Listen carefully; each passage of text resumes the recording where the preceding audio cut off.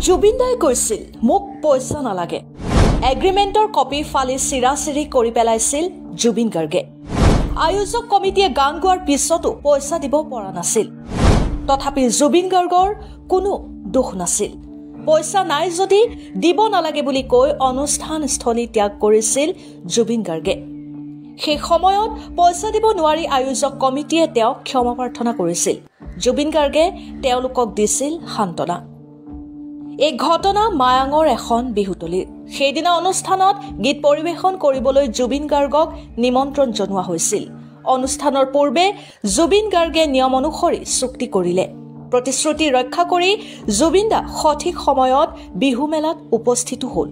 তেওঁ নিৰ্দিষ্ট সময়লৈ পৰিৱেশন কৰিলে গীত তেতিয়াই আয়োজক কমিটিৰ এজনে জুবিন গাৰ্গৰ টিমৰ সদস্যক জনালে সম্পূৰ্ণ ধন দিবলৈ তেওঁলোকৰ হাত খালি তেতিয়া কথাটো জুবিনদাৰ কাণত পৰিল তেওঁ নিয়ম অনুসৰি আগতে কিছু ধন এডভান্স হিচাপে আদায় কৰিছিল কিন্তু মুঠ ধনখিনি পৰিশোধ কৰিবলৈ যেতিয়া কমিটিয়ে পইচা নাই বুলি জনালে জুবিনদাই সভাপতিক মাতি পঠিয়ালে তেতিয়া অৱশ্যে সভাপতি সম্পাদকে দুদিন দেৰিকৈ হলেও জুবিনদাক ধন পৰিশোধ কৰিব বুলি জনাই ক্ষমা খুজিলে জুবিনদাই তেতিয়াই জানিব বিচাৰিলে ধনৰ কথা গতিকে কমিটিখনে নিৰ্ধাৰিত পুঁজি আদায় কৰিব নোৱাৰাৰ কথা বৰ্ণনা কৰিলে লগতে এজন আয়োজকে নিজৰ ৰূপিত মাটি বিক্ৰী কৰি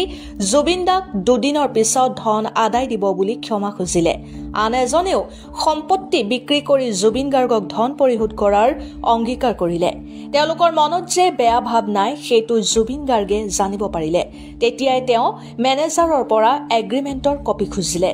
আচল কপিটো হাতত লৈ জুবিন গাৰ্গে সেইখন ফালি চিৰাচিৰ কৰি পেলালে